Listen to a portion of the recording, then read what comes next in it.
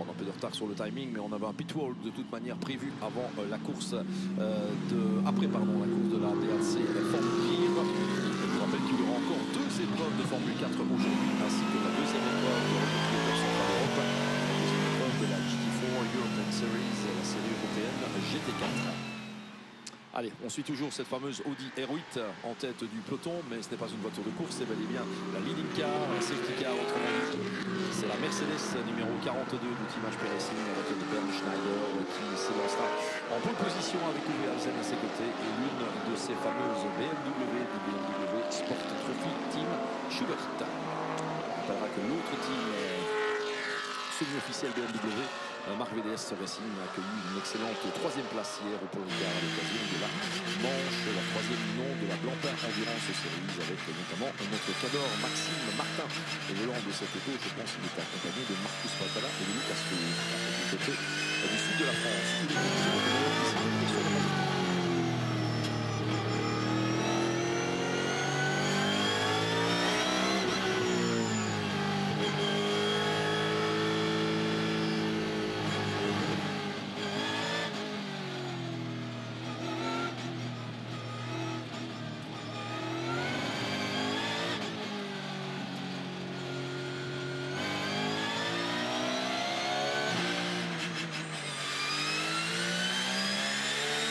Keine Meldung bislang, die neu über den Ticker der Rennleitung kommt, was den Verlauf jetzt angeht. Und es kam allerdings auch vorhin sehr spät, nämlich im Blanchiment, als das Führungsfahrzeug, als Ron Duckmeier dort ankam, kam erst die Meldung. Und auch jetzt sieht man aus der Blanchiment heraus das Auto kommen, die Autos kommen.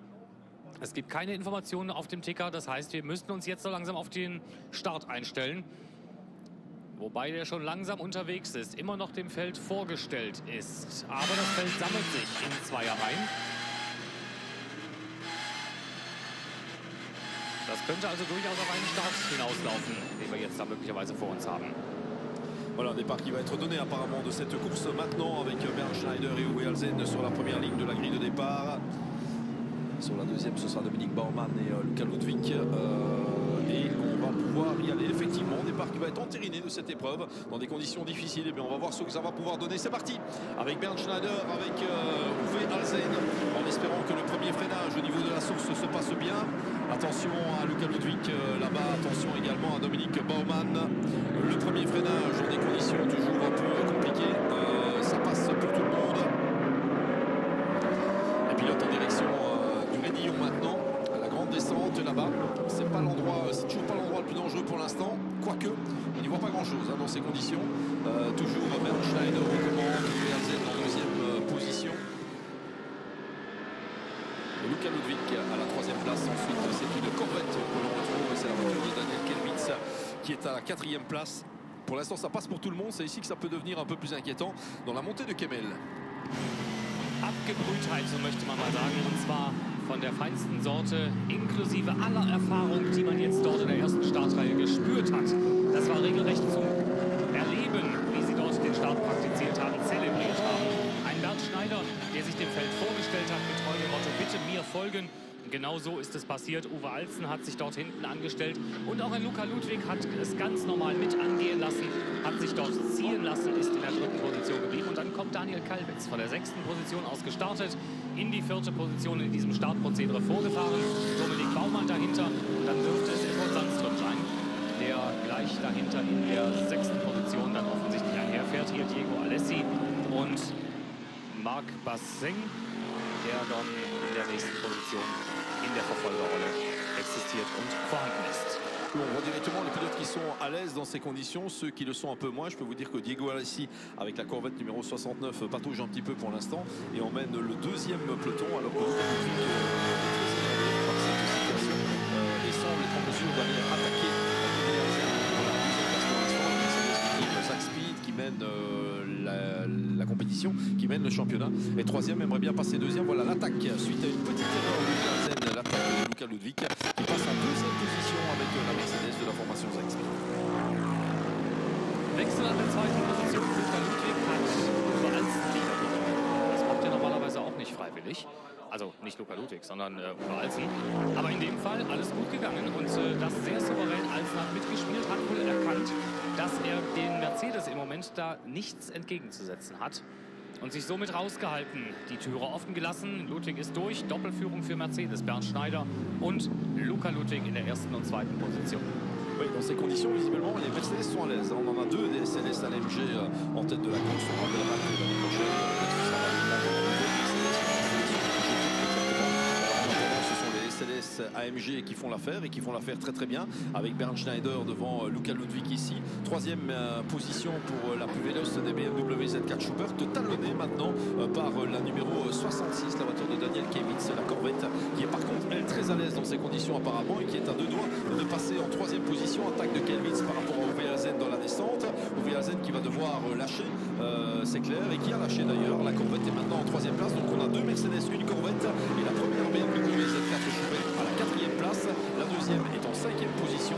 Ensuite, on a la première des Audi, c'est la numéro 100, la voiture pilotée par Eduard Sandström.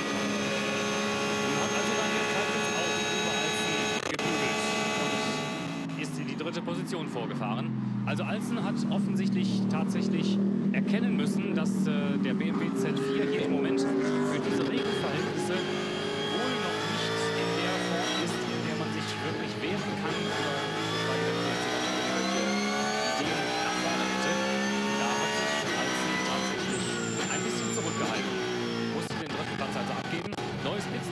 Zeitfenster wird übrigens angezeigt von 12:53 Uhr. Das heißt also 20 Minuten für 10 Minuten. So öffnet sich dann das Fenster, denn da gibt es ein ganz klares Reglement, das besagt, wenn es eine Startverzögerung gibt, eine Reduzierung auch der Rennzeit, eine Red Flag, dann entscheidet der Rennleiter über die Dauer des Pitstop-Zeitfensters und auch über den Zeitraum, wann es geöffnet wird. C'est dans une dizaine de minutes que la fenêtre des pit stops va s'ouvrir, forcément avec la durée de course qui avait été ramenée à 51 minutes. On a un scénario un peu différent par rapport à ce qui était prévu ici. Donc à 12h53 exactement, non pardon, dans une vingtaine de minutes, 12h53. La première fenêtre, des pit stops sera ouverte ici et elle restera ouverte jusqu'à 13h03 très précisément sur ce circuit de Spa-Francorchamps. Voilà, une vingtaine de minutes pour le premier relais. Après, les pilotes qui ne sont pas totalement à l'aise pourront rentrer et aller céder leur monture à leurs équipiers respectifs. En espérant que ceux-ci soient plus à l'aise, bien évidemment. Et Luka Ludwig qui attaque. Il revient dans le sillage de Bernd Schneider, le fils de Klaus Ludwig. Et qui est un peu acquis en voyant naturellement les performances de son gamin dans la Mercedes numéro 21. Il est en train de se dire mais qu'est-ce qu'il fait? Il va aller attaquer Bernd Schneider. Il semble très sûr de lui. Il semble vraiment survolté, en espérant naturellement que Luka Ludwig n'ait pas compromettre son leadership au championnat. Ouais, il attaque très très fort, Luka Ludwig, juste derrière Bernd Schneider. Pas encore d'attaque directe par rapport à Bernd Schneider, mais ça ne saurait tarder. La numéro 42 est toujours devant la numéro 21, mais pour combien de temps encore? Was auch immer Luka Ludwig jetzt da veranstaltet hat, er klebt im Heck von Bernd Schneider. Papa Klaus hat es in der Box dann auch schon gesehen. Das wird aber eng. Und ich meine, wenn es da nicht vielleicht sogar eine kleine Berührung gegeben hat zwischen den beiden. Luka Ludwig auf der Bremse, Achtung, 30 Kilo mehr im Auto, aufgrund des Platzierungsgewichtes von gestern. Ist bei dem Regen zwar kein Nachteil, aber nichtsdestotrotz, das Auto bremst nun mal etwas anders, trotz alledem. Und da hat er möglicherweise also Bernd Schneider mal nicht nur ganz kräftig unter Druck gesetzt, sondern vielleicht auch mal so leichte Klopfzeichen gegeben. Bernd Schneider qui se défend, clairement. On a vu l'âge de la source, au freinage de la source, il a élargi sa trajectoire à l'extrême pour empêcher Luka Ludwig de se faufiler à l'extérieur. Il sent bien de toute manière que la Mercedes numéro 21 du jeune pilote Zach Speed est plus rapide. Luka Ludwig qui lui fait un petit coucou par la droite maintenant au freinage des combes, mais qui se range finalement derrière la numéro 42. Les deux Mercedes SLS AMG qui nous offrent un véritable récital là-bas. Et très belle performance de Daniel Kevitz à la troisième place avec cette Corvette Z06R GT3, la voiture de Callaway Competition. Kevitz en troisième position qui a renvoyé à plus de 2 secondes maintenant Uwe Alzen et Dominique Baumann avec les deux BMW du team Schubert, la numéro 19 et la numéro 80. Et toujours la première Audi au 6e rang, la voiture d'Edouard Sandström, la voiture du team MS Racing, la numéro 100 devant la numéro 24. La voiture pilotée par Marc Bassenc en pleine remontée à la deuxième Audi R8 LMS Ultra MS Racing. 8e position pour Christorions avec la 3e voiture du Abt Racing, enfin la voiture numéro 3, mais c'est la mieux placée des 3. 9e position pour la numéro 69, c'est la Corvette